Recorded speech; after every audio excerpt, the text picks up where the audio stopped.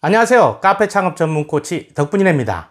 다사다난했던 2022년도 이제 저물고 있습니다. 올해는 위드 코로나가 실시되면서 카페 창업이 더 늘었습니다. 서울의 경우 작년보다 2천여 개 이상 늘어나면서 2만 5천 개를 돌파했습니다. 문제는 개업한 숫자보다 폐업한 숫자가 월등히 많다는 것입니다. 이러한 현상은 계속되는 폐업의 홍수 속에서도 카페를 창업하고자 하는 분들이 차고도 넘친다는 사실 때문입니다. 쉽게 창업하고 쉽게 망하는 카페 창업. 성공 확률을 높이기 위해서는 현상을 분석하고 앞으로의 상황을 예측하는 지혜가 필요하다 하겠습니다. 그래서 오늘은 내년의 카페 시장을 예측하고 어떤 식으로 카페 창업을 하는 것이 현명한 것인지에 대해 얘기해 보고자 합니다. 이 영상은 덕분이네의 다분히 주관적인 견해임을 미리 밝혀둡니다. 시작하기 전에 구독과 좋아요 꾹 눌러주세요. 저에겐 큰 힘이 됩니다.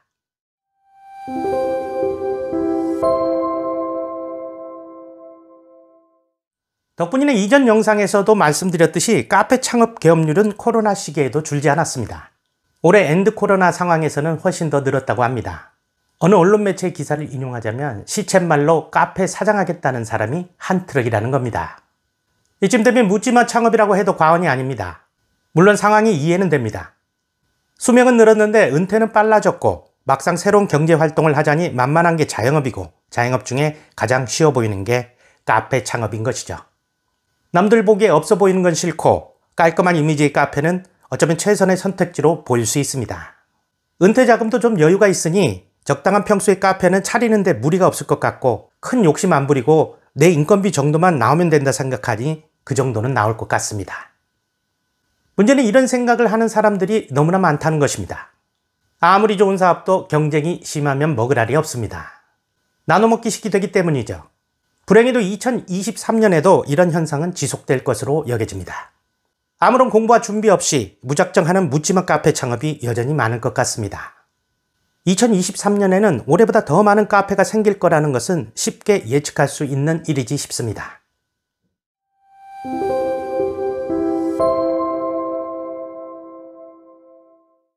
코로나 시기에 약진을 보여준 카페는 단연 저가형 테이크아웃이었습니다.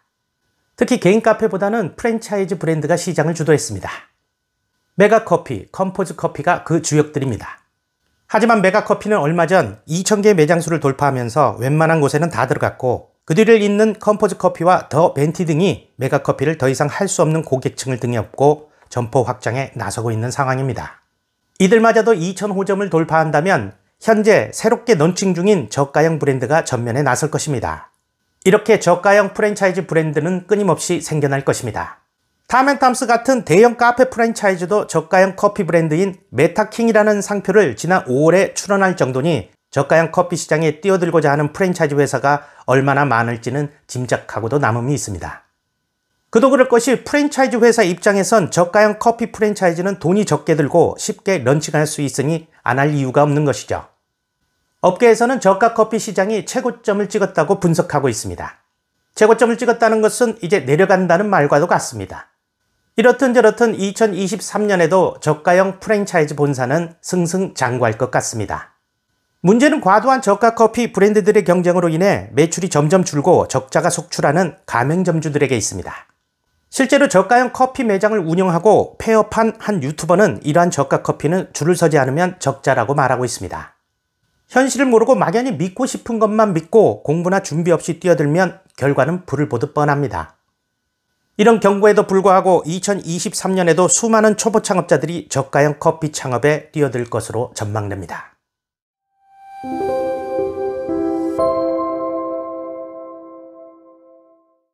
덕분이네는 2023년 상가 부동산 시장에 양극화 현상이 나타날 것으로 예상하고 있습니다.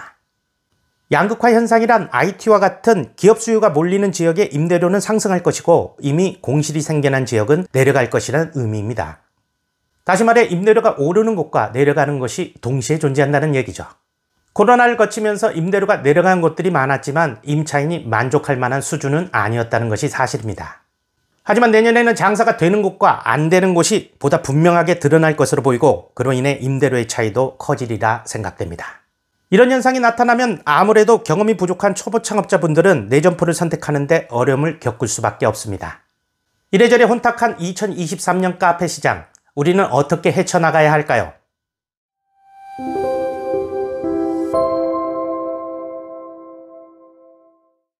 앞서 말씀드린 대로 2023년에는 양극화가 심해질 전망입니다. 테이크아웃 카페의 특성상 온라인보다는 오프라인에 집중해야 합니다. 좋은 오프라인은 유동성이 많은 곳을 뜻합니다.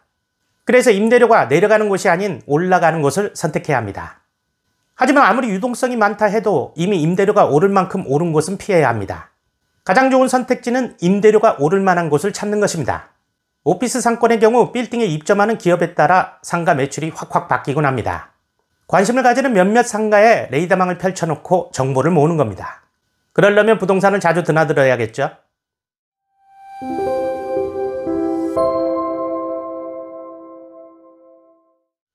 할리스, 스타벅스, 커피빈, 파스쿠치, 탐앤탐스, 엔젤리너스, 카페벤의 투썸플레이스.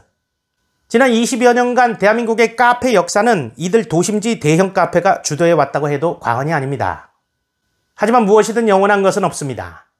2023년에는 이런 도심지의 대형 카페들의 위상이 더욱 위축될 것입니다. 높은 부동산 비용과 인테리어 비용을 들여 오픈한 브랜드 카페조차 힘을 쓰지 못하는데 하물며 개인 카페는 어떻겠습니까? 덕분이라는 2023년에는 도심지의 대형 카페를 하시는 것을 추천드리고 싶지 않습니다. 특히 은퇴하신 초보 창업자분들은 정말 말리고 싶습니다. 도심지 대형 카페는 임대료가 상상을 초월합니다. 그야말로 몇 달만 적자를 봐도 1, 2천만 원은 그냥 삭제됩니다. 굳이 하시겠다면 꼭 1등 브랜드의 본사와 상의하십시오. 2등도 아닙니다. 1등이어야 합니다.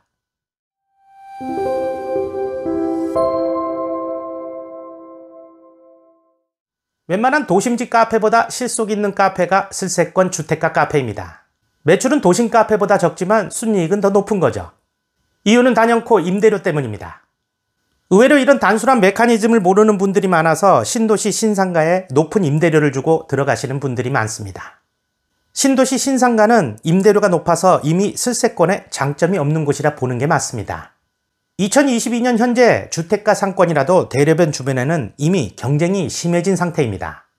대로변 주변의 웬만한 곳은 이미 임대료가 오를 대로 올라 있다는 얘기죠.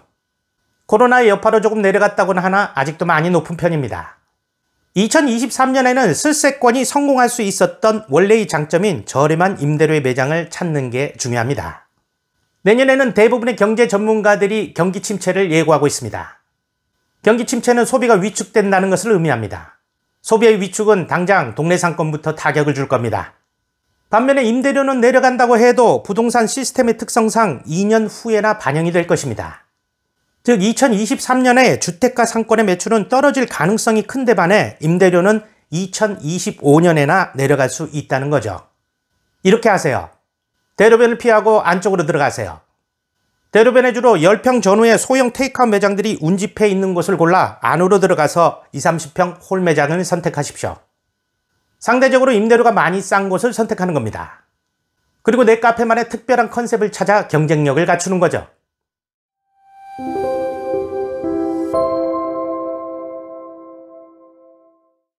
코로나 시대에 폭발적으로 성장한 야외 카페 시장의 성장은 2023년에도 변함없이 지속될 전망입니다.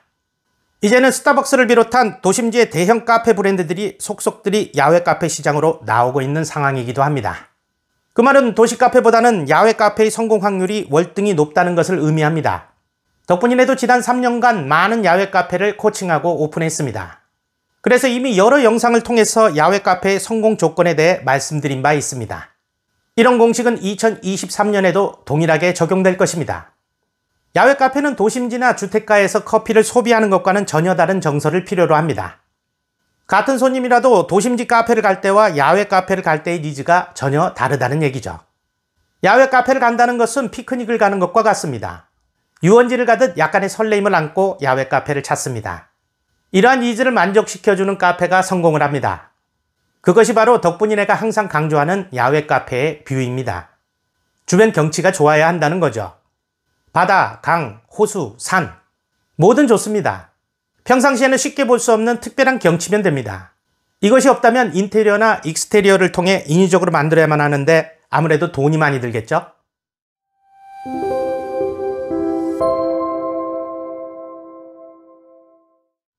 야외라고 하기엔 도심지와 가깝고 그렇다고 주택가에 위치해 있지도 않은 차로 5분, 10분 거리에 위치한 카페. 이런 카페를 덕분이네는 근교 카페라고 부르고 있습니다. 임대료가 저렴하고 그래서 도심지보다 성공 확률이 높습니다. 컨셉만 잘 잡으면 종종 초대박이 터지기도 합니다. 2023년에도 이러한 기조는 계속될 전망입니다. 도심에서 카페를 계획하시는 분들은 근교 카페에 눈을 돌려보시는 것도 좋으리라 생각합니다. 시대가 지날수록 사람들의 소비는 탈도시화되고 있습니다. 좋은 부동산 조건의 근교 매장을 찾아 내 카페만의 특징을 잘 찾아낸다면 성공 가능성이 큰 곳이 근교 카페입니다. 비어있는 촌집이나 창고를 찾아보는 것도 한 방법일 것입니다. 지금까지 덕분이네가 전망하는 2023년의 카페 시장에 대해 말씀드렸습니다. 앞서 말씀드렸듯이 2023년은 금리 인상과 경기 침체로 인해 소비가 얼어붙은 한 해가 될 것입니다. 그래서 도심지에는 가능한 창업을 미루고 동네 슬세권에서는 보수적인 창업을, 근교나 야외 카페는 적극적인 창업을 하는 한 해가 되셨으면 하는 바람입니다. 어떠세요? 도움이 좀 되셨나요? 도움이 되셨다면 구독과 좋아요 꾹 눌러주세요. 알림 설정도 잊지 마시고요. 저에겐 큰 힘이 됩니다. 이 채널이 있는 이유는 당신이 있기 때문입니다. 당신의 덕분입니다. 여러분, 제가 진지하게 말합니다. 지금 당장 덕분이네 TV가 가지고 구독을 누르시기 바랍니다. 이상 구독맨이었습니다. 감사합니다.